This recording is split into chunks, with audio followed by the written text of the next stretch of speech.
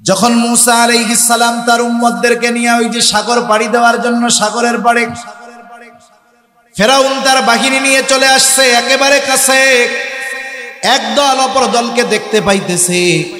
ফেরাউন চিন্তা করতেছে আজকে মুসা আর তার বাহিনী তার দল বনি ইসরাইলদেরকে সমূলে শেষ করে দেবে, হয়তো আমাদের অস্ত্রের আঘাতে মরবে, না হয় সে তারা সমুদ্রের মধ্যে পইড়া মরবে, আজকে ওরা আমাদের হাতে শেষ। মুসা আলাইহিস সালামের সাথীরা বনি ইসরাইলরা চিন্তা করে আমাদের আজকে আর বাঁচার উপায় নাই, আমরাও আজকে শেষ। হযরত মুসা আলাইহিস সালামকে তারা বলতেছে ক্বালা আসহাবু মুসা ইন্না লামুদরাকুন, মুসা আমরা ধরা পড়ে গেছি, আমাদের বাঁচার আর কোনো উপায় নাই। এইবার মুসা আলাইহিস সালাম বলতেছেন কাল্লা, কখনোই ধরা পড়ব না।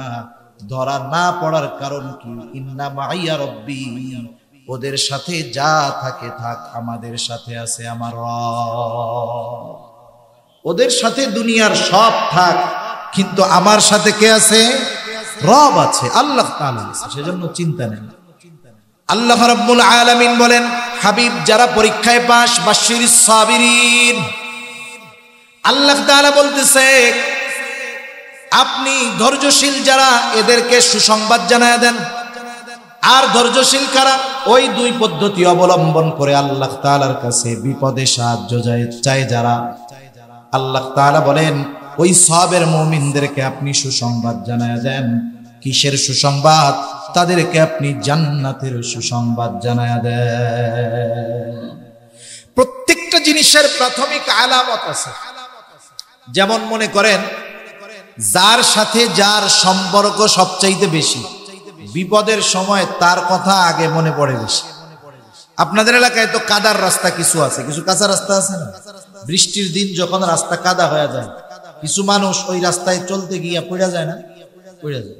পড়ে গিয়ে কি বলে বলেন তো? কেউ বলে ওরে, কেউ বলে ও মা, কেউ বলে ওরে বাবা, কেউ বলে ও আল্লাহ। আবার উল্টা পাল্টা বলা লোকও আছে না? নাই, আছে। যেমন দেখেন ছোট বাচ্চা 3 বছর 2 বছর 1 বছর 1.5 বছর বয়স, ছোট বাচ্চাকে মাও ভালোবাসে, তার বাপও তো ভালোবাসে নাকি? এখন ওই বাচ্চারে কোলে নিয়ে 1.5 বছরের বাচ্চা বা 1-1.5 বছরের বাচ্চারে কোলে নিয়ে আব্বা একটু বাড়ির বাইরে গেছে। এখন বাচ্চা অনেক মানুষজন দেখে ভয় পেয়ে গেছে। ভয় পাইলে বাচ্চা কি করবে? কান্না করবে। বলেন তো পোলাপান ছোট বাচ্চা যখন কান্না করে ডাকে কারে? মা মা মা করে কান্না করে। বাপের কোলে থাকলেও মা কই কান্না শুরু করে। মার কোলেও যদি থাকে কষ্ট পাইলে কারে ডাকে? এমন না যে মার কোলে থাকলে আব্বারে ডাকে, আব্বার কোলে থাকলে মারে ডাকে। বিষয়টা কিন্তু এমন না। আল্লাহ তাআলা ছোট বাচ্চাদের অন্তরে মার সাথে এমন ভাবে পরিচয় করায় দিছে যে ওই বাচ্চার পায়খানা আসুক, প্রস্রাব আসুক, খিদা লাগুক, কষ্ট হোক, ও ডাকি শুরু করে মা দিয়ে। কান্নার শুরুতেই বলে মা। তার মানে যেই বান্দার আল্লাহ তাআলার সাথে সম্পর্ক গভীর, ও যখনই বিপদে পড়ে দুনিয়ার কাউকে ডাকার আগে ডাকে কাকে? এটা সবের মুমিনের আলামত। এজন্য আল্লাহ তাআলা বলেন ধৈর্যশীল মুমিন কারা? আল্লাহ তাআলা বলেন আল্লাযীনা ইযা আসাবাতহুম মুসিবাতুন ক্বালু ইন্না লিল্লাহি ওয়া ইন্না ইলাইহি রাজিউন। আল্লাহ রাব্বুল আলামিন বলেন ধৈর্যশীল মুমিন হলো তারা, আপনি ওই সমস্ত ধৈর্যশীল মুমিনদেরকে জান্নাতের সুসংবাদ দিয়ে দেন। তাদের উপরে যখন কোনো বিপদ আপদ বালা মুসিবত আসে, তারা যখন কোনো বিপদ আপদে পতিত হয়, তারা দুনিয়ার কাউকে ডাকে না। বিপদ আপদ মুসিবতের সাথে সাথে তারা বলে ইন্না লিল্লাহি ওয়া ইন্না ইলাইহি রাজিউন। তারাই দোয়া পড়ে। আপনাদের তো কুমিল্লা হলো উলামায়ে কেরামের খনি। কুমিল্লা জেলা ঢাকা শহরে বা দেশে শীর্ষস্থানীয় অধিকাংশ উলামায়ে কেরাম এই কুমিল্লা জেলা। আবার ঢাকা শহরের প্রসিদ্ধ প্রসিদ্ধ দ্বীনি বৃহৎ এদারাগুলোর পরিচালনার দায়িত্বে আপনাদের বড়ুরার সন্তানেরা। আলহামদুলিল্লাহ। আপনাদেরকে এই কথা তো আর বোঝানো লাগবে না। এক জায়গায় গিয়ে জিজ্ঞাসা করছি ইন্না লিল্লাহি ওয়া ইন্না ইলাইহি রাজিউন কিসের দোয়া? কয় হুজুর মানুষ মরার দোয়া। কিসের দোয়া? মানুষ মরার দোয়া। ওরা মনে করে মানুষ মরলেই মনে হয় এটা পড়তে হয়। কত জায়গায় এমন হয় যে একজনের একটা জুতা হারায় গেছে মসজিদ থেকে, সে পড়ছে ইন্না লিল্লাহ, দেখা যাবে পাশের থেকে একজন বলতেছে চাচা মরলো কেনা, না জানার কারণে। এখনো আমাদের দেশের প্রত্যন্ত অঞ্চলে এমন এমন জায়গা আছে, হায় হায় অবস্থা কি, দিন সম্পর্কে একেবারে অকল্পনীয় বিষয়। তাহলে ইন্না লিল্লাহি ওয়া ইন্না ইলাইহি রাজিউন, বিপদ আপদ মুসিবতে পড়তে হয় শিখাই দিলেন কে? এই আয়াতের তাফসিরে একটা হাদিস আসছে, মুসলিমের মধ্যে আসছে হাদিসটা, উম্মে সালামা রাদিয়াল্লাহু তাআলা আনহা থেকে বর্ণিত হাদিস। উম্মে সালামা রাসূলুল্লাহ সাল্লাল্লাহু আলাইহি ওয়াসাল্লামের সহধর্মিনীদের মধ্যে একজন। রাসূলুল্লাহ সাল্লাল্লাহু আলাইহি ওয়াসাল্লামের সাথে বিবাহের পূর্বে ওনার স্বামী ছিল আবু সালামা। আবু সালামা ছিলেন প্রথম দিকে হিজরত করনেওয়ালাদের মধ্যে একজন। উম্মে সালামাও আবু সালামার সাথে মদিনায় হিজরত করেছে। তাদের একটা সন্তান ছিল, আর কেউ তাদের আপনজন মদিনায় ছিল না। একজন লোক আইসা উম্মে সালামাকে বলতেছে, উম্মে সালামা দুঃসংবাদ নাও, তোমার স্বামী আর দুনিয়ায় নাই। উম্মে সালামা রাদিয়াল্লাহু তাআলা আনহা ওই সময় ওই খবরটা তার কাছে ছিল সবচেয়ে বড় মুসিবতের খবর। আমাদের দেশের মা বোনদের কথা চিন্তা করেন, যদি এমন হয় স্বামী স্ত্রী দুইজন, একটা সন্তান, আর কেউ নাই, এই সময় যদি স্বামীর মৃত্যুর খবর তার কানে আসে, ইন্না লিল্লাহ পড়া বহুত দূরের কথা, আগে আল্লাহ তাআলাকে দোষারোপ শুরু করবে। কতজন আমরা শুনছি এরকম, স্বামী মারা গেছে, ইন্না লিল্লাহ কি পড়ো, আয় আল্লাহ কি করলেন আল্লাহ, আপনি কি আর কাউরে দেখেন? এই মাসুম বাচ্চা নাবালক বাচ্চার কি হবে, আমি কই যাবো? এইবার গড়াগড়ি করে কান্নাকাটি শুরু করে দিছে। আশেপাশের লোক আইসা তারই তো বাঁচানো, অবস্থা খারাপ। সেজন্য উম্মাহাতুল মুমিনিন এনারা হলেন মা বোনদের জন্য আইডল। উম্মে সালামা কি করছে, হাই হুতাশ করেন। ওনাকে যখন বলা হলো যে তোমার স্বামী আবু সালামা আর দুনিয়ায় নাই, সাথে সাথে মনে পড়ে গেছে মুসিবতের সময় কি আমল করতে হবে। সাথে সাথে তিনি বললেন ইন্না লিল্লাহি ওয়া ইন্না ইলাইহি রাজিউন, আল্লাহুম্মা আজুরনি ফি মুসিবাতি ওয়া আখলিফ লি খায়রাম মিনহা। নিশ্চয় আমরা আল্লাহর জন্য আমরা আবার তার কাছেই প্রত্যাবর্তন করব। আল্লাহুম্মা আজুরনি ফি মুসিবাতি, আয় আল্লাহ আপনি আমাকে এই মুসিবত থেকে উদ্ধার করেন, এটার উজরাত দেন। ওয়া আখলিফ লি খায়রাম মিনহা, আমি যা হারাইছি তার চাইতে উত্তমটা আপনি আমাকে ফিরাইয়া দেন। এজন্য আল্লাহ রাব্বুল আলামিন ভয় ভীতি দিয়ে মুমিনের ঈমানের পরীক্ষা নেন। 2 নাম্বার আল্লাহ তাআলা বলেন ওয়াল জু, ক্ষুধা অভাব দারিদ্রতা দিয়ে আল্লাহ তাআলা মুমিনের ঈমানের পরীক্ষা নেয়। 3 নাম্বার ওয়া নাকসিম মিনাল আমওয়াল, মালের লস মালের ক্ষতি দিয়ে আল্লাহ তাআলা পরীক্ষা নেন। আল্লাহ রাব্বুল আলামিন দারিদ্রতা অভাব দিয়েও পরীক্ষা নেন। এই জন্য অনেক সময় অনেক দিনদার মুত্তাকি পরহেজগার মানুষ দেখা যায় অভাবের মধ্যে আছে, আবার অনেক বদ্দিন বেঈমান নাফরমান সমাজের মধ্যে সম্মানিত পদ সম্পদের মালিক হয়ে আছে। বলেন তো সম্মান সম্পদের মালিক হলেই যে আল্লাহ তাআলা ভালোবাসে, আল্লাহ তাআলা মোহাব্বত করে, এটা বলার কোনো সুযোগ আছে নাকি? এটা বলার সুযোগ নাই, বলার কোনো সুযোগ নাই। কারণ কারুনের সম্পদ কম ছিল না। এখন দেখেন কারুনকে যে আল্লাহ ভালোবাসে এই কারণে সম্পদ দিছে, এটা যদি কেউ বলে এ কথা কেউ বিশ্বাস করবে? বরং কারুন এত ঘৃণিত, ইসলামের কাট্টা দুশ্মনও তার সন্তানের নাম কারুন রাখবে না। এই জন্য সম্পদ আর দুনিয়ার সম্মান পাইলেই যে আল্লাহ তাআলা তাকে ভালোবাসে এটা বলার সুযোগ নাই। অনেক সময় আল্লাহ তাআলা দিনদার মুত্তাকি পরহেজগার ইমানদার মানুষকে অভাব দারিদ্রতা দিয়ে পরীক্ষা নেয়। যে বান্দা অভাবে পড়েও আমি আল্লাহ তাআলাকে ভুলে যায় কিনা। 3 নাম্বার আল্লাহ তাআলা বলেন ওয়া নাকসিম মিনাল আমওয়াল, মালের লস মালের ক্ষতির দ্বারা আল্লাহ তাআলা মুমিনের ঈমানের পরীক্ষা নেন। দেখা যাবে বড় দোকানদার ভালো মানুষ, বড় দোকান পুঁজি খাটায়া বড় ব্যবসা করতেছে, হঠাৎ করে শর্ট সার্কিট, কারেন্ট থেকে আগুন লেগে সব মালামাল টাকা পয়সা পুড়ে ছাই। এমনটা হয় কি হয় না বলেন তো? আল্লাহ তাআলা মূলত পরীক্ষা করতে চান যে বান্দা এই সম্পদের লস হলো, সে আমি আল্লাহর দিক থেকে ফিরে অন্য দিকে চলে যায় কিনা। এটাই মূলত আল্লাহ তাআলা দেখতে চান। এরপরে আল্লাহ রাব্বুল আলামিন বলেন ওয়াল আনফুস, জানের ক্ষতির দ্বারা আল্লাহ তাআলা পরীক্ষা নেন। মুফাসসিরিনে কেরাম বলেন জানের ক্ষতিটা দুই ভাবে হয়, একটা হলো নিজের জানের ক্ষতির মাধ্যমে, আর একটা হলো আপনজনের জানের ক্ষতির মাধ্যমে। মনে করেন আমি আপনি বিপদে পড়েছি, দুর্ঘটনায় পড়ে গেছি, অ্যাক্সিডেন্ট করে হাতটা চলে গেছে, পা চলে গেছে, চোখ চলে গেছে, অথবা বড় কোনো ক্ষতি হয়ে গেছে, কিন্তু লোকটা ভালো, মুমিন, মুত্তাকি, পরহেজগার, বিপদে পড়ছে, আল্লাহ তাআলা তাকে এই বিপদ দিয়ে পরীক্ষা নিয়েছেন। আর একটা হলো আপনজন প্রিয়জনের বিপদের মাধ্যমে আল্লাহ তাআলা বান্দার পরীক্ষা নেন। দেখা যায় নিজে ভালো, সব ঠিক আছে, কিন্তু সন্তানটাকে আল্লাহ তাআলা বড় অসুস্থ বানায় দিছে। এরকম হয় না? হয়। সন্তানকে আল্লাহ তাআলা অসুস্থ বানায় দিছে। এখন কোন সন্তান যদি অসুস্থ হয়, সন্তান অসুস্থ হইলে ছোট বাচ্চা ও তার অসুস্থতার কারণে যেমন কষ্ট পায়, মা বাবা তার চাইতে বেশি কষ্ট পায়, ঠিক কিনা বলেন? যদিও অসুস্থ সন্তান, কিন্তু কষ্টটা অনুভব হয় মা বাবার। এজন্য আল্লাহ তাআলা অনেক সময় আপনজন প্রিয়জনকে দিয়ে, অসুস্থতা দিয়ে, বিপদ দিয়ে আল্লাহ তাআলা পরীক্ষা নেন। কথা বলতে খুব কষ্ট হয়ে গেছে, কথা বলা আমরা এই মেশিন টেশিন বাদ দিয়ে শুধু মাইকে লাইন দিতে হয়।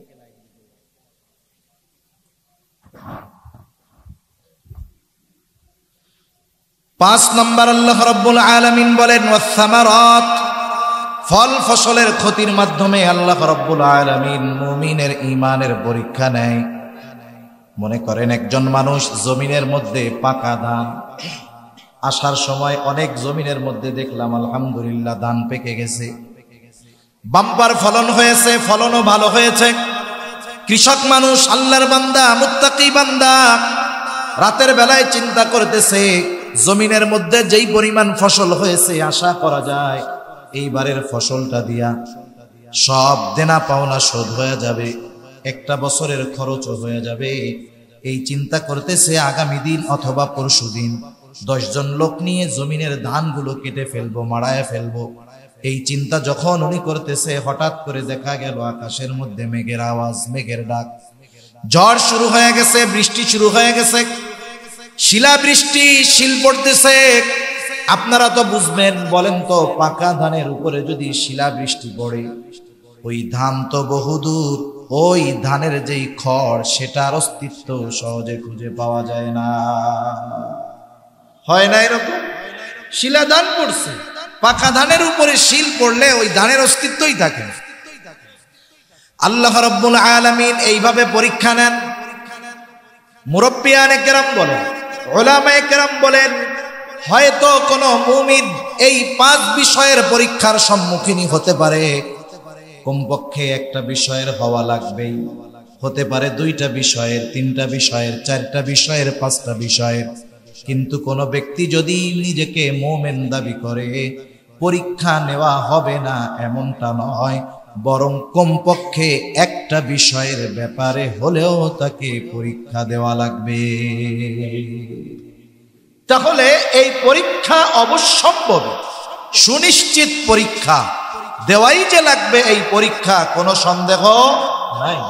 এখন বলেন, যেই পরীক্ষাটা সুনিশ্চিত, সেই পরীক্ষার জন্য প্রস্তুতি যথাযথভাবে নেওয়ার প্রয়োজন আছে না নাই? আছে। যেহেতু পরীক্ষা সুনিশ্চিত, সেহেতু প্রস্তুতি নেওয়ার দরকার।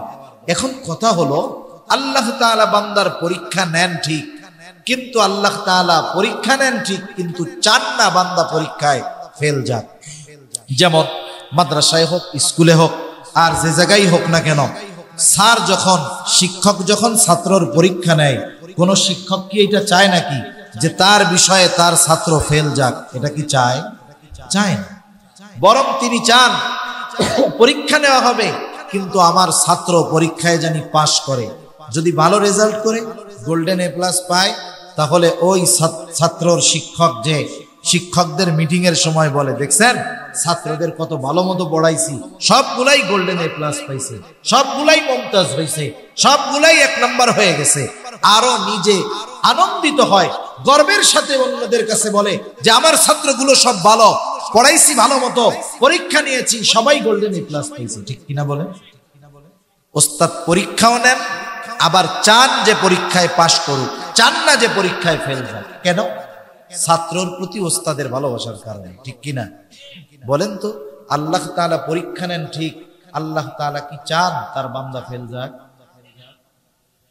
আল্লাহ তাআলা পরীক্ষা নেন ঠিক, আল্লাহ তাআলা চান না পরীক্ষায় তার বান্দা ফেল যাক।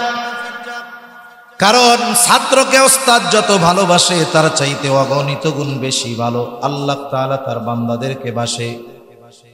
আল্লাহ তাআলা তার বান্দাকে কত ভালোবাসে এটা দুনিয়ার কোনো ক্যালকুলেটর কম্পিউটার দিয়ে নির্ণয় করা সম্ভব নয়।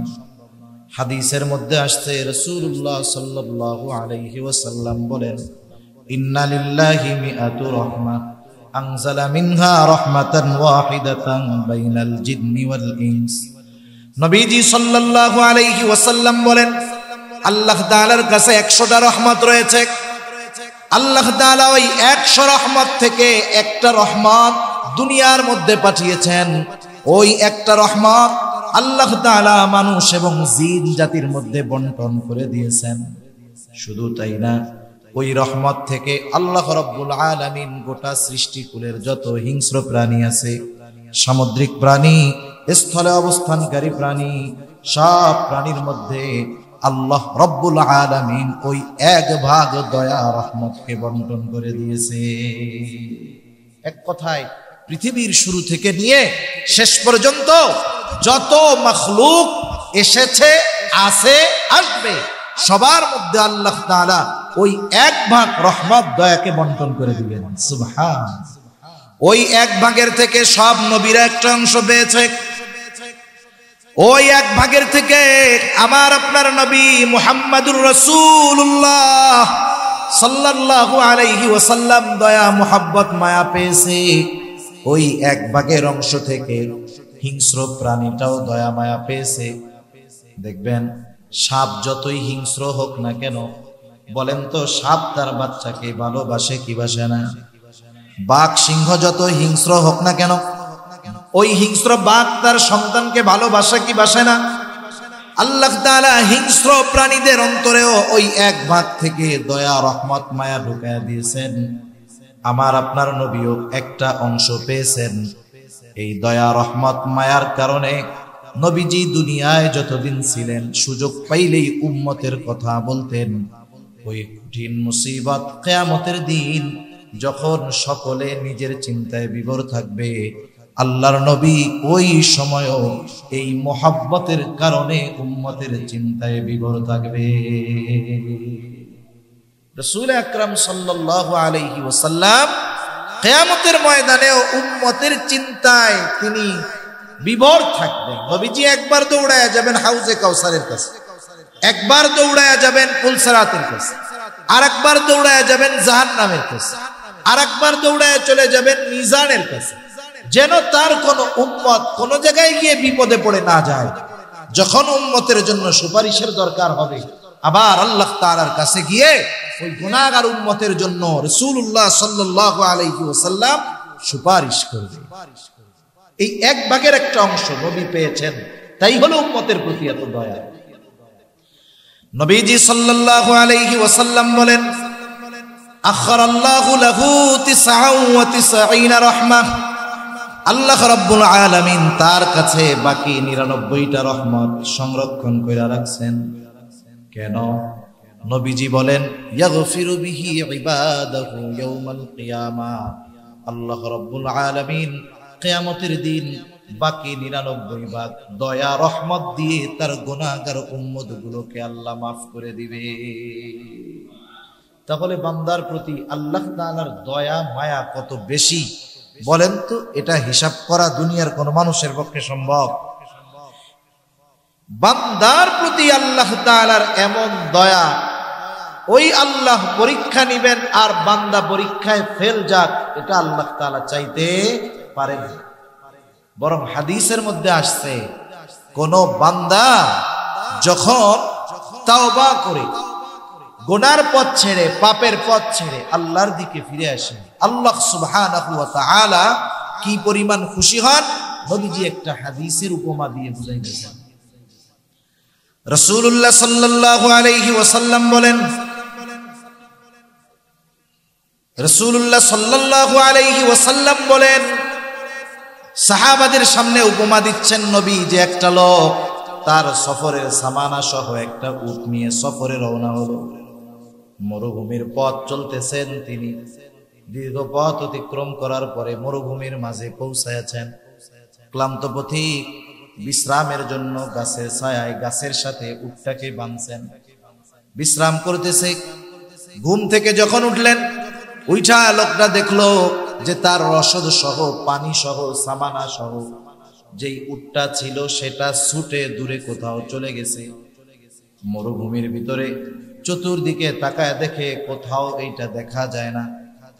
এই লোকটা হতাশ হয়ে গেছে যে এখন সে নিশ্চিত এই মরুভূমির মধ্যে হয়তো হিংস্র প্রাণীর খাবার তাকে হওয়া লাগবে, অথবা তাকে পানির অভাবে মরুভূমির মধ্যে মরতে হবে। এমত অবস্থায় এই লোকটা চূড়ান্ত পর্যায়ের হতাশ। ওই লোকটার মতো হতাশ আর কেউ নাই। কেমন যেন সে নিজের মৃত্যুর জন্য অপেক্ষা করতেছে, সময় অতিবাহিত করতেছে। যখন সে চূড়ান্ত পর্যায়ের হতাশ, হঠাৎ করে সে দূরে তাকায় দেখে তার রসদবাহী উটটা তার দিকে ফিরে আসতেছে। নবীজি বললেন, বলো তো এই লোকটা কেমন খুশি হবে? লোকটা এত পরিমাণ খুশি হয়েছে ওই রসদবাহী উটটাকে দেখা, খুশিতে বইলা ফেলছে, আল্লাহ আমি আপনার রব, আপনি আমার গোলাম। এত খুশি হয়েছে লোকটা।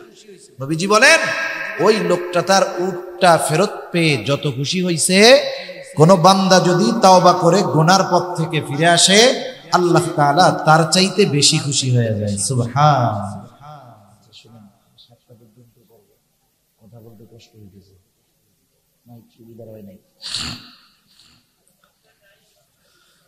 তাহলে দেখেন, যে আল্লাহ তাআলা চান যে বান্দা পরীক্ষায় ফেল না যাক, যদিও পরীক্ষা নেন কিন্তু আল্লাহ তাআলা চান না পরীক্ষায় ফেল যাক, দয়া মায়া মহব্বত ভালোবাসার কারণে। রাসূলুল্লাহ সাল্লাল্লাহু আলাইহি ওয়াসাল্লাম সেজন্য জানায় দিলেন আল্লাহ তাআলার কেমন মহব্বত মায়া। আল্লাহ সুবহানাহু ওয়া তাআলা এই জন্য পরীক্ষা নেওয়ার ঘোষণা দেওয়ার সাথে সাথে আল্লাহ তাআলা এটাও জানায় দিয়েছেন, এই পরীক্ষায় যখন পড়বা, মুসিবতে পড়বা, তখন কি করবা। আল্লাহ তাআলা 2 আয়াত আগেই জানায় দেন, বান্দা বিপদ আপদ মুসিবতে পড়লে সাহায্যের দরকার হয়, এখন তুমি তখন কার কাছে সাহায্য চাইবা। আল্লাহ তাআলা 2 আয়াত আগে মুমিনদেরকে উদ্দেশ্য করে বলেন, ইয়া আইয়ুহাল্লাযীনা আমানুস্তাঈনু বিস-সাবরি ওয়াস-সালাহ। আল্লাহ তাআলা বলেন, হে ঈমানদারেরা, ইস্তাঈনু, তোমরা আমি আল্লাহ তাআলার কাছে সাহায্য চাও। বিপদ আপদ মুসিবতে আমি আল্লাহ তাআলার কাছে সাহায্য চাও। আল্লাহ তাআলার কাছে কেমনে সাহায্য চাইবা? আল্লাহ রাব্বুল আলামিন বলেন, বিস-সাবরি ওয়াস-সালাহ, আমার কাছে তোমরা ধৈর্য আর নামাজের মাধ্যমে সাহায্য চাও।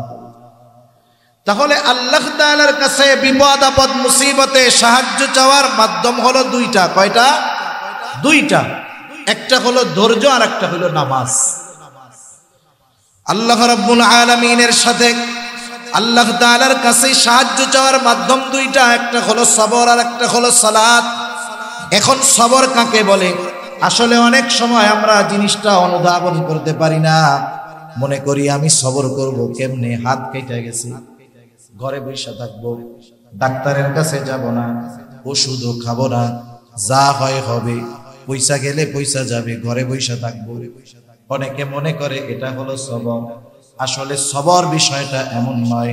বুজুর্গানে দিন বলেন, সবরের সুন্দর একটা সংজ্ঞা হলো এইরকম, যে কোনো বিপদে পড়লে ওই বিপদ থেকে বাঁচার বৈধ চেষ্টা করা, আর চেষ্টার প্রতি ভরসা রাখা যাবে না, চেষ্টা করতে হবে, তবে ভরসা রাখতে হবে কার উপর?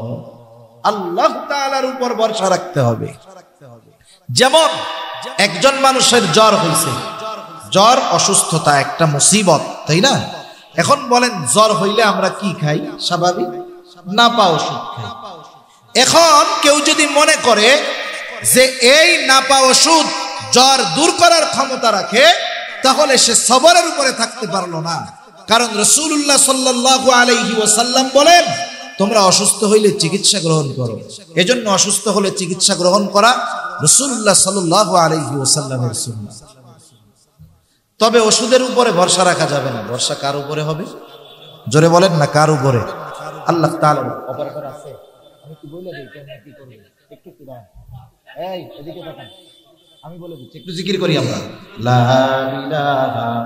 অপারেটর ভাই আছে, আপনি বক্সের লাইন ডিজিটাল থেকে খুলেন, শুধু মাইকের লাইন দেন। ওই কোণা মাইক আছে না? ওই কোণা মাইক আছে, দুইটা মাইক দেন, মাইকে আওয়াজ দিয়ে বলি আমরা বক্স খুলেন, বক্স খুলে ফেলেন, শুধু মাইক দেন, জিকির করি লা ইলাহা। মাইকের লাইন দেন, শুধু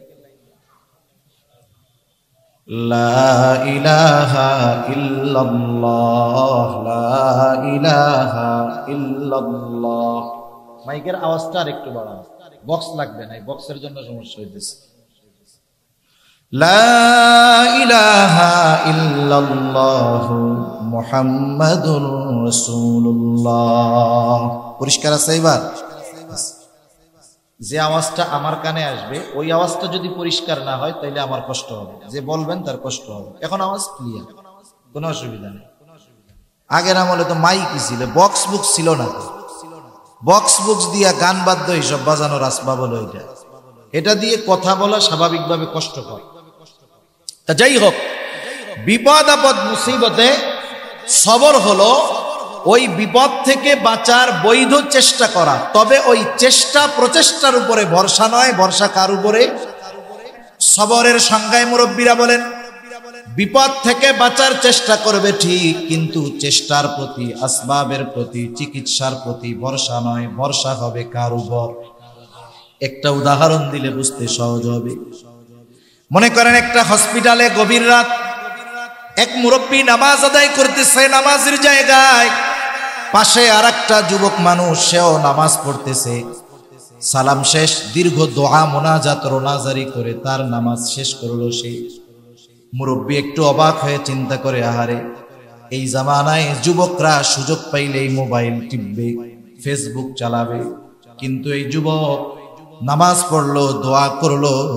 মুরব্বী নিজের থেকে গিয়া যুবকটাকে জিজ্ঞাসা করতেছে, যুবক, কি তোমার পরিচয়?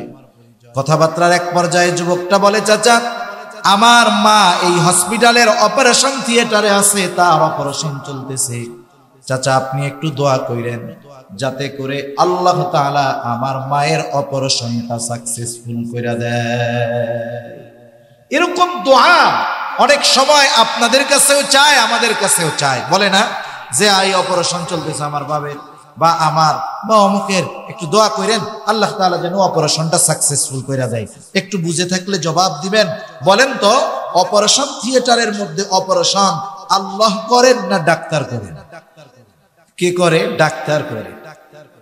অপারেশন ডাক্তার করে ঠিক, কিন্তু অপারেশন সাকসেসফুল ডাক্তার করতে পারে না। অপারেশন সাকসেসফুল করেন কে? যদি ডাক্তারের হাতে অপারেশন সাকসেসফুল করার ক্ষমতা থাকতো, এ দুনিয়াতে অপারেশন থিয়েটারে একটা লোক মারা যায়।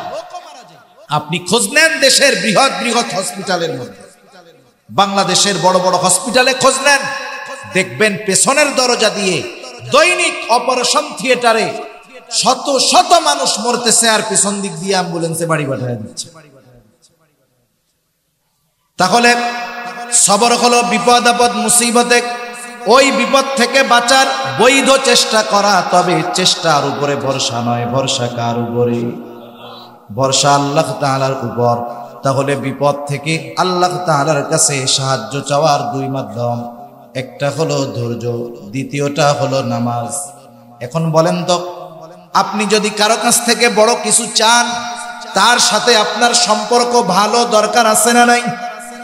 যেই এমপির সাথে যেই চেয়ারম্যানের ভালো সম্পর্ক, এমপি ওই চেয়ারম্যানের কে কাজ দেয় বেশি, বরাদ্দ দেয় বেশি।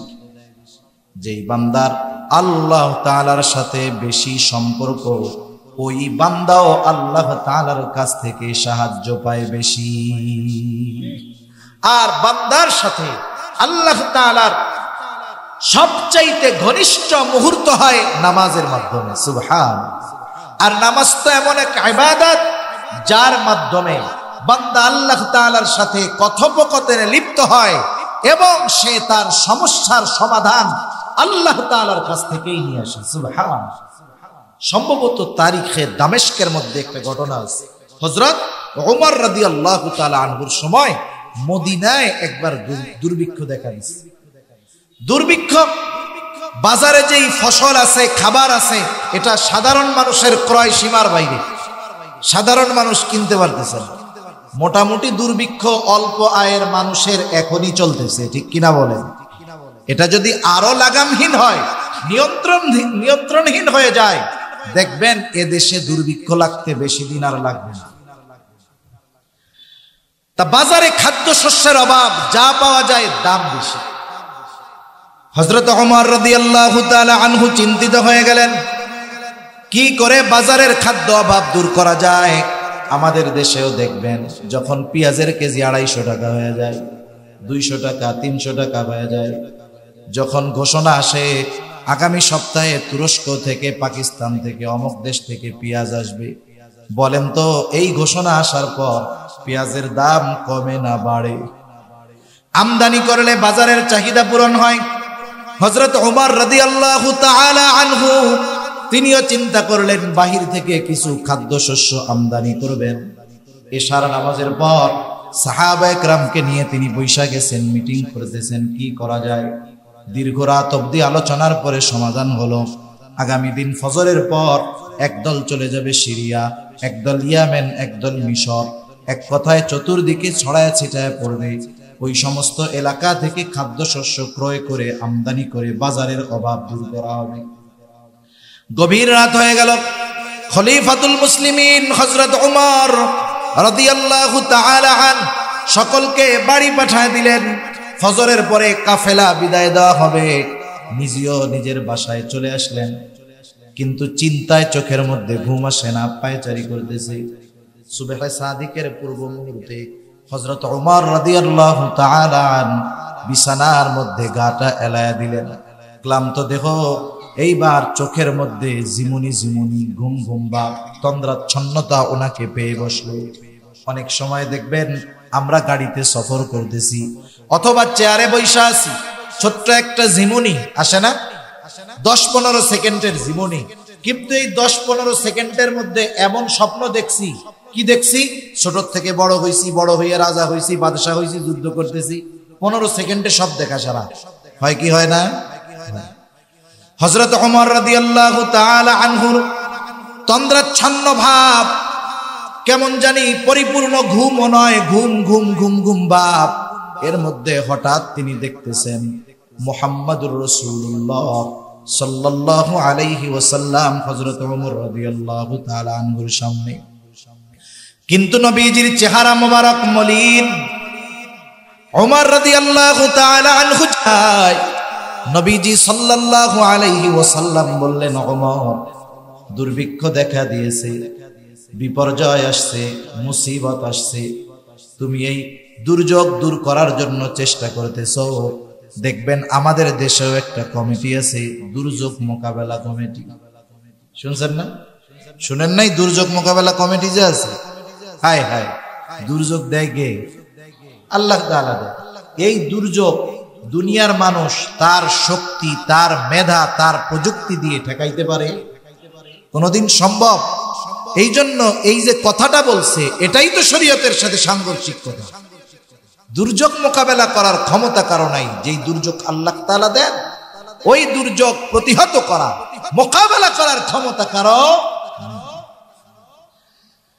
ওমর রাদিয়াল্লাহু তাআলা আনহুকে নবীজি বলতেছে, ওমর, মুসিবত থেকে বাঁচার পদ্ধতি আমি কি তোমাদের শিখায়া দেই নাই? এর দ্বারা উদ্দেশ্য হলো আমি কি তোমাদেরকে সালাতুল হাজাত শিখায়া দেই নাই? হযরত ওমর রাদিয়াল্লাহু তাআলা আনহুর কানে মসজিদের থেকে আজানের আওয়াজ আসলো, ঘুম ভেঙে গেল। তিনি উঠলেন, নামাজ শেষ করার পরে সাথে সাথে পেছনে ঘুরে বসলেন, ঘোষণা দিলেন কোনো কাফেলা কোথাও যাবে না, কোথাও যাওয়া লাগবে না। আজকে থেকে ঘরে ঘরে সালাতুল হাজতের আমল শুরু করে দাও। হযরত ওমরের নির্দেশে সালাতুল হাজতের আমল গুরুত্ব সহকারে শুরু হয়ে গেল। ঐতিহাসিকেরা লিখে 1 সপ্তাহ লাগে নাই, আল্লাহ তাআলা মদিনার বাজারের যেই খাদ্যশস্যের অভাব আল্লাহ তাআলা সেটাকে দূর করে দিল। সেজন্য বান্দা তার বড় বড় সমস্যার সমাধান আল্লাহ তাআলার কাছ থেকে নিয়ে আসতে পারে, যেই মাধ্যমে বান্দা আল্লাহ তাআলার সাথে যোগাযোগ করে, সেটার নামই হলো নামাজ। সুবহান। এজন্য বিপদ আপদ মুসিবতে ধৈর্যের সাথে সাথে নামাজের দরকার। কারণ নামাজের মাধ্যমে বান্দার সাথে আল্লাহ তাআলার কথোপকথন হয়, বান্দা আল্লাহ তাআলার সাথে কথোপকথনে লিপ্ত হয়ে যায়। কত সুন্দর কথা দেখেন। এরপরে কেমন যেন আল্লাহ তাআলা বলেন, যেই মুমিন বিপদ আপদ মুসিবতে ধৈর্য আর নামাজের মাধ্যমে আমি আল্লাহর কাছে সাহায্য চাই, সেই মুমিন আর সাধারণ মুমিন থাকে না। আল্লাহ তাআলা ওই মুমিনকে প্রমোশন দিয়ে সবের মুমিন বানায়া দেয়। আমাদের দেশে একটা প্রশাসনিক বিভাগ আছে, পুলিশ আছে না? পুলিশ আছে তো। পুলিশের প্রধান যিনি, তিনিও পুলিশ, যিনি সিপাহী তিনিও পুলিশ। কিন্তু বলেন তো, নাম পুলিশ হোক, কিন্তু দুইজনের স্তর পার্থক্য আছে না নাই? কোথায় সিপাহী আর কোথায় ডিআইজি, তুলনা করার সুযোগ আছে? এখন দেখেন, ডিআইজিও পুলিশ, কিন্তু প্রমোশন আছে তার, সে ভিআইপি, তার প্রমোশনের কারণে তার সম্মান অন্যরকম। অনুরূপ ভাবে আল্লাহ তাআলা আয়াতের শুরুতে বলতেছেন, হে ইমানদারেরা, ইস্তাঈনু বিস-সাবরি ওয়াস-সালাহ, হে ইমানদারেরা তোমরা বিপদ আপদ মুসিবতে আমি আল্লাহ তাআলার কাছে ধৈর্য আর নামাজের মাধ্যমে সাহায্য চাও। কেমন যেন আল্লাহ তাআলা বলেন, যেই মুমিন ধৈর্য আর নামাজের মাধ্যমে বিপদ আপদ মুসিবত থেকে আমি আল্লাহ তাআলার কাছে সাহায্য চাই, সে আর সাধারণ মুমিন থাকে না, আমি আল্লাহ তাকে প্রমোশন দিয়া সবের মুমিন বানায়া দেই। আর সবের মুমিন যে, আল্লাহ তাআলা তার ব্যাপারে বলেন, ইন্নাল্লাহা মা'আস সাবিরিন, যে ধৈর্যশীল তার সাথে আছেন কে? এখন কোন যতই বিপদ আপদ মুসিবত আসুক না কেন, আল্লাহ তাআলা যদি সাথে থাকে, কোনো ভয় আছে? কোনো চিন্তা আছে? নাই। যখন মূসা আলাইহিস সালাম তার উম্মতদেরকে নিয়ে ওই যে সাগর পাড়ি দেওয়ার জন্য সাগরের পাড়ে, ফেরাউন তার বাহিনী নিয়ে চলে আসছে একেবারে কাছে, একদল অপর দলকে দেখতে পাইতেছে। ফেরাউন চিন্তা করতেছে, আজকে মূসা আর তার বাহিনী, তার দল বনি ইসরাইলদেরকে সমূলে শেষ করে দিবে। হয়তো আমাদের অস্ত্রের আঘাতে মরবে, না হয় সে তারা সমুদ্রের মধ্যে পইড়া মরবে। আজকে ওরা আমাদের হাতে শেষ। মূসা আলাইহিস সালামের সাথীরা বনি ইসরাইলরা চিন্তা করে, আমাদের আজকে আর বাঁচার উপায় নাই, আমরাও আজকে শেষ। হযরত মূসা আলাইহিস সালামকে তারা বলতেছে, ক্বালা আসহাবু মূসা ইন্না লামুদরাকুন, মূসা আমরা ধরা পড়ে গেছি, আমাদের বাঁচার আর কোনো উপায় নাই। এইবার মূসা আলাইহিস সালাম বলতেছেন, কাল্লা, কখনোই ধরা পড়ব না। ধরা না পড়ার কারণ কি? ইন্না মাইয়া রব্বি, ওদের সাথে যা থাকে থাক, আমাদের সাথে আছে আমার রব। ওদের সাথে দুনিয়ার সব থাক, কিন্তু আমার সাথে কে আছে? রব আছে, আল্লাহ তাআলা আছে, সেজন্য চিন্তা নেই।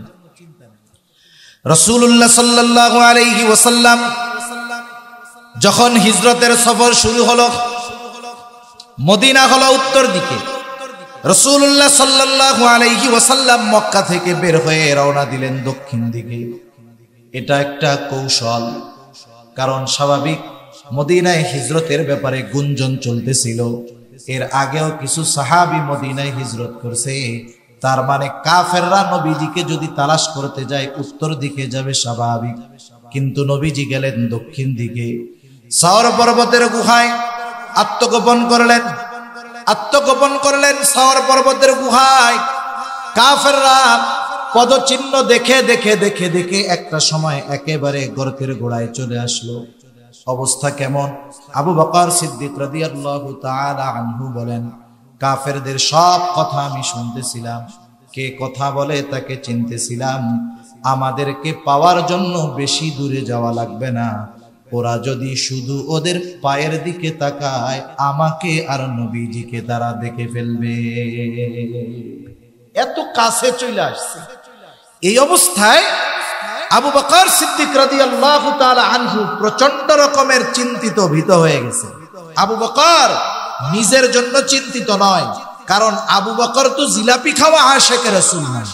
আবু বকর তো এমন আশিকে রাসূল, আবু বকরকে যদি 100 বারও জীবন দেওয়া হতো আর বলা হতো এই 100 জীবন 100 বার নবীর জন্য কোরবান করবা, আবু বকর 100 জীবন 100 বার নবীর জন্য কোরবান করতে তৈরি। ঠিক কিনা বল? আবু বকর সিদ্দিক রাদিয়াল্লাহু তাআলা আনহুর চেহারার মধ্যে চিন্তার ছাপ নবীজি বুঝতে পারলেন যে আবু বকর প্রচন্ড রকমের ভয় পাচ্ছে, যে তারা তো অনেক, আমরা মাত্র 2 জন। নবীজি তখন কি বললেন? ও আবু বকর, যে কথা তিনি বলছেন আল্লাহ তাআলা কোরআনুল কারীমের মধ্যে বলেন, আবু বকর লা তাহজান ইন্নাল্লাহা মাআনা। আবু বকর তুমি কোনো চিন্তা করো না, ভীত হইও না। এই গর্তের মধ্যে শুধু তুমি আর আমি এমনটা নয়, আমাদের সাথে যিনি আছেন তিনি কে? যে আল্লাহ আমাদের সাথে আছেন। এখন শত্রু যত কাছে হোক, দুশমন যত নিকটে হোক, আল্লাহ যেহেতু সাথে আছেন, ভয়ের কোনো কারণ নাই। তাহলে বিপদ যত বেশি হোক, মুমিন যদি আল্লাহর দেওয়া পদ্ধতি অনুযায়ী ওই বিপদ থেকে বাঁচার জন্য আল্লাহ তাআলার কাছে সাহায্য চায়, তাহলে আল্লাহ তাআলাই বলতেছেন তুমি তো সবের মুমিন, আর আমি আল্লাহ সবের মুমিনের সাথে আছি। সুবহানাল্লাহ। এরপরেও প্রত্যেকটা জিনিসের প্রাথমিক আলামত আছে না? বিষয় হলো, শুনেন, পরীক্ষা আল্লাহ তাআলা নেন, ওই পদ্ধতিতে যদি আল্লাহ তাআলার কাছে সাহায্য চাওয়া হয়, বিপদ যাক আর না যাক, বাঁচুক আর না বাঁচুক, বলেন তো পরীক্ষায় পাস না ফেল? পাস। মনে করেন অসুস্থ হয়েছে, আল্লাহ তাআলার কাছে সাহায্য চাইছে, ওই পদ্ধতি অবলম্বন করে অসুস্থতা যায় নাই, অসুস্থতায় মারা গেছে, মারা যায় যাক, কিন্তু সে পরীক্ষায় পাস। আল্লাহ রাব্বুল আলামিন বলেন, হাবিব যারা পরীক্ষায় পাস বাশশিরিস সাবিরিন। আল্লাহ তাআলা বলতেছে আপনি ধৈর্যশীল যারা, এদেরকে সুসংবাদ জানায় দেন।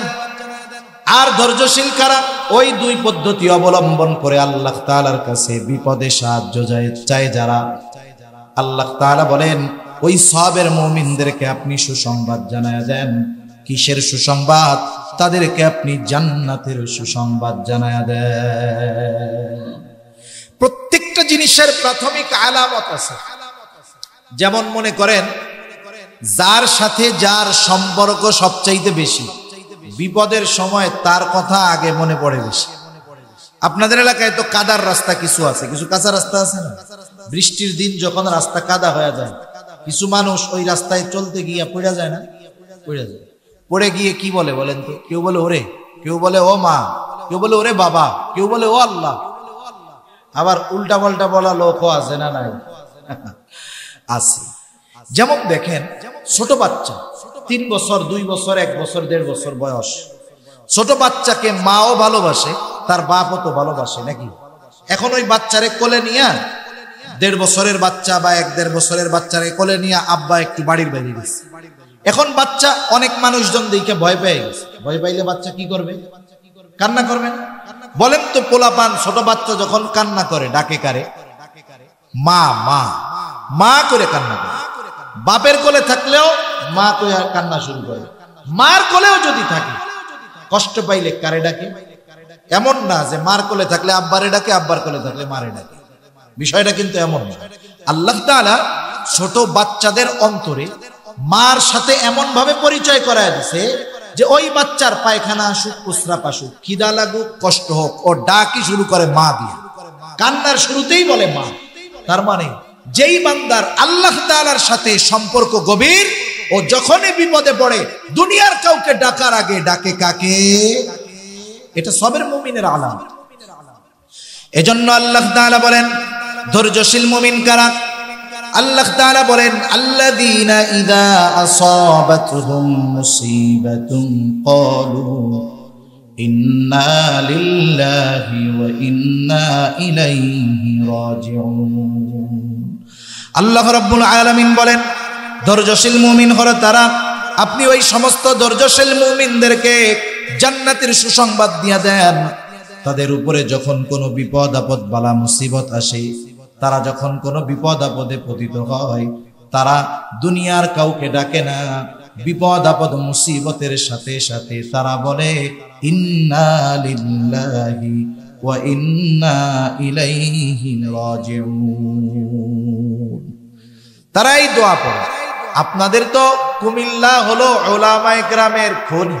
কুমিল্লা জেলা ঢাকা শহরে বা দেশে শীর্ষস্থানীয় অধিকাংশ উলামায়ে কেরাম এই কুমিল্লা জেলা। আবার ঢাকা শহরের প্রসিদ্ধ প্রসিদ্ধ দ্বীনি বৃহৎ এদারাগুলোর পরিচালনার দায়িত্বে আপনাদের বড়ুরার সন্তানেরা। আলহামদুলিল্লাহ বলেন। আপনাদেরকে এই কথা তো আর বোঝানো লাগবে না। এক জায়গায় গিয়ে জিজ্ঞাসা করছি ইন্না লিল্লাহি ওয়া ইন্না ইলাইহি রাজিউন কিসের দোয়া? কয় হুজুর মানুষ মরার দোয়া। কিসের দোয়া? মানুষ মরার দোয়া। ওরা মনে করে মানুষ মরলেই মনে হয় এটা পড়তে হয়। কত জায়গায় এমন হয় যে একজনের একটা জুতা হারায় গেছে মসজিদ থেকে, সে পড়ছে ইন্না লিল্লাহ, দেখা যাবে পাশের থেকে একজন বলতেছে চাচা মরলো কেনা,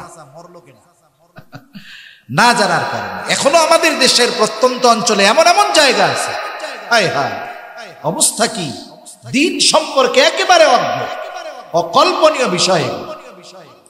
তাহলে ইন্না লিল্লাহি ওয়া ইন্না ইলাইহি রাজিউন বিপদ আপদ মুসিবতে পড়তে হয় শিখাই দিলেন কে? এই আয়াতের তাফসিরে একটা হাদিস আসছে, মুসলিমের মধ্যে আসছে হাদিসটা, উম্মে সালামা রাদিয়াল্লাহু তাআলা আনহা থেকে বর্ণিত হাদিস। উম্মে সালামা রাসূলুল্লাহ সাল্লাল্লাহু আলাইহি ওয়াসাল্লামের সহধর্মিনীদের মধ্যে একজন। রাসূলুল্লাহ সাল্লাল্লাহু আলাইহি ওয়াসাল্লামের সাথে বিবাহের পূর্বে ওনার স্বামী ছিল আবু সালামা। আবু সালামা ছিলেন প্রথম দিকে হিজরত করনেওয়ালাদের মধ্যে একজন। উম্মে সালামাও আবু সালামার সাথে মদিনায় হিজরত করেছে। তাদের একটা সন্তান ছিল। আর কেউ তাদের আপনজন মদিনায় ছিল না। মামা বেঁচে গেল, সকলের সাথে আবু সালামের ময়দানে চলে গেল। দুইটা বর্ণনা পাওয়া যায়, জানে আবু সালামা শাহাদাত বরণ করলো, আর একটা হলো প্রচন্ড রকমের আহত হলো। উম্মে সালামা বলেন আবু সালামা প্রতিদিন কাজ শেষে নবীজির কাছে গিয়ে বসতেন, যা শিখতেন বাসায় আইসা আমাদেরকে শিখায়া দিতেন। এটা হলো সাহাবায়ে কেরামের একটা সুন্নাত। সেজন্য জুমার দিন মসজিদের মধ্যে খতিব সাহেবেরা অনেক গুরুত্বপূর্ণ কথা বলেন। ওই সময় দেখা যাবে ঘরের মহিলারা আমাদের জন্য রান্না করতেছে, আমাদের উচিত ওই গুরুত্বপূর্ণ কথাগুলো স্মরণ রেখে বাসায় আমাদের বাসার মানুষদের কাছে কথাগুলো পৌঁছায়া দেওয়া। এটা সাহাবায়ে কেরামের একটা সুন্নাত। কিন্তু আমরা এর বিপরীত কিন্তু করে বসি। এর বিপরীত কেমনে হইতে পারে? মনে করেন স্বামী স্ত্রীর হক নিয়ে খতিব সাহেব আলোচনা করছে। খতিব সাহেব বলছেন যে শোনেন, স্ত্রীদের সাথে সদাচরণ করবেন। রাসূলুল্লাহ সাল্লাল্লাহু আলাইহি ওয়াসাল্লাম স্ত্রীদের সাথে সদাচরণ করেছেন, তাদের সাথে সব সময় ভালো ব্যবহার করছেন, তাদেরকে ধমক দেন নাই। বা আলোচনা শুনছেন, তা ওয়াজ শুনে আসছে যে বাসায় গিয়ে সহধর্মিনী স্ত্রীর সাথে খারাপ ব্যবহার করা যাবে না। ওয়াজ শোনাবে কি? নিজে যাইয়াই তো ওয়াজের ব্যতিক্রম আমল করে। এখন মনে করেন রান্না করছে জুমার দিন, শুক্রবার বাসায় আছে, সুন্দর মতো মুরগির গোশত গরুর গোশত রান্না করছে, কিন্তু ভুলে লবণ দিতে মনে নেই। মশলা যতই দেওয়া হোক লবণ না দিলে স্বাদ হবে? এখন আপনি খাইতে বসছেন বা আমরা খাইতে বসছি, পাশে তো লবণের বাটিও আছে। লবণ যদি না হয়, কথা বললে কি তরকারিতে লবণ হয়ে যাবে? নাকি লবণ দিলে চাহিদা পূরণ হয়ে যাবে? এখন কথা না বইলা, একটু আগে কিন্তু জুমায় শুনে আসছে যে খারাপ ব্যবহার করা যাবে না, তার প্রশংসা করতে হবে, রান্না বান্না যা হোক প্রশংসা করতে হবে। এখন কি করলাম? ওয়াজ শুনে আসছি এইটা, এখন লবণ হয় নাই, লবণ সামনে আছে দেখতেছি, লবণ না নিয়ে ধমক দিই, কি রান্না করছি, এতক্ষণ ধরে নামাজ কালাম পড়ে আসলাম, এখন তরকারি মুখে দেওয়া যাইতেছে। বলেন তো, মহিলা তো কষ্ট করে রান্না করছে, তাই না? এখন সে তো চেষ্টার ত্রুটি রাখে নাই, হয়তো কোনো ভুলে লবণ দিতে মনে নেই। আপনি যদি লবণ পাতে নিয়ে নিজে খাইতেন, আর যদি কইতেন যে তরকারিটা খুব মজা হয়েছে। অনেক সময় আছে কিছু স্বামী প্রশংসা করলে স্ত্রী বিশ্বাস করতে চায় না, মনে করে পাম মারতেছে। এখন লবণ তো হয় নাই, আপনি তারে ধমক না দিয়ে একটু বুঝাইতে চান, আপনি বললেন খুব মজা হয়েছে, খুব স্বাদ হয়েছে। এখন মহিলা কিন্তু আল্লাহ তাআলা সৃষ্টিগত ভাবে দিচ্ছে, ও আপনার সামনে না হোক, ওই রান্নাঘরে পাতিলের মধ্যে যে জায়গায় তরকারি যাই একটু টেস্ট করবে, কথা সত্য না মিথ্যা এটা। এবার যাইয়া মুখে দিয়া দেখে লবণ হয় নাই, বলেন তো তার কাছে একটু লজ্জা লাগবে না? একটু খারাপ লাগবে। সে আরো আনন্দিত হবে যে লবণ হয় নাই, তরকারি খারাপ হয়েছে, দেখছো স্বামী খারাপ না কইয়া ভালো করছে। এতে আপনার প্রতি তার আরো মহাব্বত বাড়বে। কিন্তু আমরা কি করি, মসজিদ থেকে খতিব সাহেবের গুরুত্বপূর্ণ কথা তাদের শোনানো তো দূরের কথা, মসজিদ থেকে যে কথাগুলো শিখি তার ব্যতিক্রম উল্টা আমল বাসায় গিয়ে আমরা করি। এটা করা যাবে না। তা উম্মে সালামা রাদিয়াল্লাহু তাআলা আনহা বলেন, উনি নবীজির কাছ থেকে যা শিখতেন বাসায় এসে শিখায়া দিতেন। একদিন উনি বাসায় আসছেন, চেহারাটা হাস্য উজ্জ্বল। আমি জিজ্ঞাসা করলাম কি ব্যাপার, চেহারা হাস্য উজ্জ্বল কেন? বলে নবীজি আজকে আমাদেরকে এমন একটা আমল শিখায়া দিছে, বিপদ আপদ মুসিবতে যদি কেউ ওই আমলটা করে তাহলে সে মুসিবতে যেটা হারায় তার চাইতে উত্তমটা আল্লাহ তাআলা তাকে ফিরায়া দেয়। সুবহানাল্লাহ। নবীজি কি শিখায়া দিছেন? নবীজি বলেন, তোমরা যখন বিপদ আপদ মুসিবতে পড়বা বলবা ইন্না লিল্লাহি ওয়া ইন্না ইলাইহি রাজিউন। এটা এমন একটা দোয়া, এই দোয়ার অর্ধেক শিখাইছেন আল্লাহ, বাকি অর্ধেক শিখাইছেন মুহাম্মাদুর রাসূলুল্লাহ। প্রথমে বলবা ইন্না লিল্লাহি ওয়া ইন্না ইলাইহি রাজিউন, এরপরে বলবা আল্লাহুম্মা আজুরনি ফি মুসিবাতি ওয়া আখলিফ লি খায়রাম মিনহা। নবীজি বলেন, মুসিবতে পড়া যে এই দোয়া পাঠ করবে, ওই মুসিবতে সে যা হারাবে তার চাইতে উত্তমটা আল্লাহ তাআলা তাকে ফিরায়া দিবে। উনি গুরুত্ব সহকারে এই দোয়াটা শিখা রাখছেন। যাই হোক, ওনার স্বামী ইন্তেকাল করছে। একজন লোক আইসা উম্মে সালামাকে বলতেছে, উম্মে সালামা দুঃসংবাদ নাও, তোমার স্বামী আর দুনিয়ায় নাই। উম্মে সালামা রাদিয়াল্লাহু তাআলা আনহা ওই সময় ওই খবরটা তার কাছে ছিল সবচেয়ে বড় মুসিবতের খবর। আমাদের দেশের মা বোনদের কথা চিন্তা করেন, যদি এমন হয় স্বামী স্ত্রী দুইজন, একটা সন্তান, আর কেউ নাই, এই সময় যদি স্বামীর মৃত্যুর খবর তার কানে আসে, ইন্না লিল্লাহ পড়া বহুত দূরের কথা, আগে আল্লাহ তাআলাকে দোষারোপ শুরু করবে। কতজন আমরা শুনছি এরকম, স্বামী মারা গেছে, ইন্না লিল্লাহ কি পড়ো, রায় আল্লাহ কি করলেন আপনি, আল্লাহ আপনি কি আর কাউরে দেখেন? এই মাসুম বাচ্চা নাবালক বাচ্চার কি হবে, আমি কই যাবো? এইবার গড়াগড়ি করে কান্নাকাটি শুরু করে দিছে, আশেপাশের লোক আইসা তারই তো বাঁচানো, অবস্থা খারাপ। সেজন্য উম্মাহাতুল মুমিনিন এনারা হলেন মা বোনদের জন্য আইডল। উম্মে সালামা কি করছে, হাই হুতাশ করেন। ওনাকে যখন বলা হলো যে তোমার স্বামী আবু সালামা আর দুনিয়ায় নাই, সাথে সাথে মনে পড়ে গেছে মুসিবতের সময় কি আমল করতে হবে। সাথে সাথে তিনি বললেন ইন্না লিল্লাহি ওয়া ইন্না ইলাইহি রাজিউন, আল্লাহুম্মা আজুরনি ফি মুসিবাতি ওয়া আখলিফ লি খায়রাম মিনহা। নিশ্চয় আমরা আল্লাহর জন্য আমরা আবার তার কাছেই প্রত্যাবর্তন করব। আল্লাহুম্মা আজুরনি ফি মুসিবাতি, আয় আল্লাহ আপনি আমাকে এই মুসিবত থেকে উদ্ধার করেন, এটার উজরাত দেন। ওয়া আখলিফ লি খায়রাম মিনহা, আমি যা হারাইছি তার চাইতে উত্তমটা আপনি আমাকে ফিরাইয়া দেন। এই দুআর অর্থ হলো এটা। এখন উম্মে সালামা স্বামী মারা গেছে, ইদ্যতকালীন সময় শেষ। উনি দেখতে অনেক সুন্দরী ছিলেন, বিভিন্ন মানুষ বিভিন্ন জায়গা থেকে ওনারে বিবাহের প্রস্তাব দিয়েছে, সাহাবা একরাম বিবাহের প্রস্তাব দিয়েছে, উনি কারো প্রস্তাব গ্রহণ করেন না। যদিও উনি অনেক কষ্টে দিন যাপন করতেছিলেন। কেন? উনি বলেন যারা প্রস্তাব দিয়েছে তারা সকলেই ভালো, কিন্তু তাদের কাউকে আমার আবু সালামার চাইতে বেশি ভালো মনে হয় না। আবু সালামার চাইতে বেশি ভালো মনে হয় নাই, এজন্য কষ্ট হচ্ছে ঠিক, প্রস্তাবে রাজি হল। উম্মে সালামার এই কষ্টের কথা আস্তে আস্তে নবীজির কানে পৌঁছায় গেল। নবীজি সাল্লাল্লাহু আলাইহি ওয়াসাল্লাম বিবাহের প্রস্তাব পাঠায়া দিলেন। উম্মে সালামা নবীজির বিবাহের প্রস্তাব পাওয়ার সাথে সাথে হ্যাঁ বইলা দেন নাই। লাজুকতা, এটা হলো নারীদের বড় এক সম্পদ। কিন্তু আফসোস, এমন এক জামানা আমাদের সামনে চলতেছে, হয়তো বা আসতেছে, যেই জামানায় এই লজ্জা নামক নেয়ামতটা অধিকাংশ নারীদের থেকে দূর হয়ে গেছে,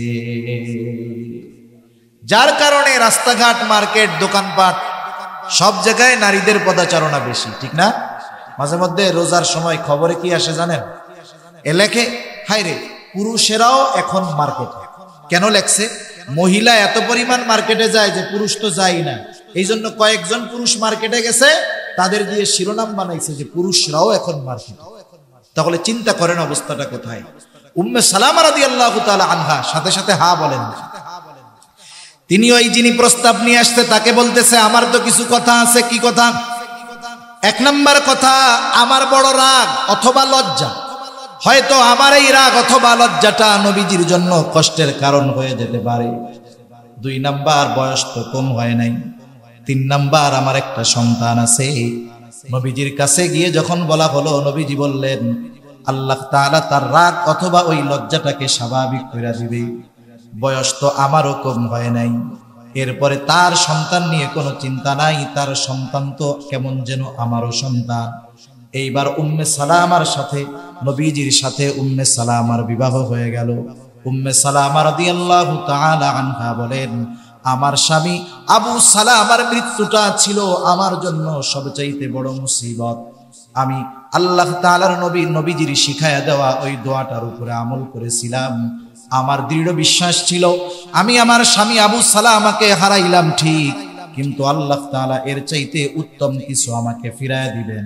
কিন্তু আমাকে যে স্বামী হিসাবে আবু সালামাকে হারাইলাম, আর আমার স্বামী যে মুহাম্মাদুর রাসূলুল্লাহ সাল্লাল্লাহু আলাইহি ওয়াসাল্লাম হবে, এটা কখনো আমি কল্পনাও করি নাই। সেজন্য বিপদ আপদ মুসিবত আল্লাহ তাআলা দেন। বিপদ আপদ মুসিবত থেকে উদ্ধার তিনিই করেন। বিপদ আপদ মুসিবত থেকে বাঁচার রাস্তাও তিনি বলে দিয়েছেন। বিপদ আপদ মুসিবতে এই আমল যদি আমরা করি, আল্লাহর রাসূলের ঘোষণা যে আল্লাহ তাআলা মুসিবতের মাধ্যমে যা হারিয়েছি তার চাইতে উত্তমটা আমাদের ফিরায় দিবেন। সুবহানাল্লাহ। সেজন্য সম্মানিত উপস্থিতি, আলোচনা আর লম্বা করব না। বিপদ আপদ মুসিবত এ হায়াতে আসবেই। ঈমান যেহেতু এনেছি, বিপদ আপদ মুসিবত আসবেই। দেখেন, হঠাৎ করে মুসিবত যদি চলে আসে, প্রস্তুতি নেওয়ার সুযোগ যদি না থাকে, তাহলে ক্ষতির আশঙ্কা বেশি না কম? বেশি। আর আল্লাহ তাআলা দয়া করে আগের থেকে নোটিশ টানায়া দিবেন যে শোনো, ঈমান যেহেতু আনছো, বিপদ আপদ মুসিবত আসতে পারে, আগের থেকে প্রস্তুত থাকো। কি করবা, কি করলে বিপদ থেকে বাঁচবা, কি হবে, সব আল্লাহ তাআলা আমাদেরকে জানায় দিয়েছেন। আফসোসের ব্যাপার, এরপরেও আল্লাহ তাআলার দরবার ছেড়ে আমরা অনেকে বাবাদের দরবারে গিয়ে দৌড়াই। বাস্তবতা হলো আল্লাহর দরবার বাদ দিয়ে যখনই কেউ এই মাজারে, কবরে, দরবারে গিয়ে দৌড়ায়, সে তার ঈমানটাকেই ওখানে রেখে বাড়িতে ফিরে আসে। আল্লাহ সুবহানাহু ওয়া তাআলা আমাদের সকলকে কথাগুলো বুঝবার, আমলের কথাগুলোর উপরে আমল করবার তৌফিক দান করুন। সকলে বলি আমিন। ওয়া আখিরু দাওয়ানা আনিল হামদুলিল্লাহি রাব্বিল আলামিন। আসসালামু আলাইকুম ওয়া রাহমাতুল্লাহি ওয়া বারাকাতুহু।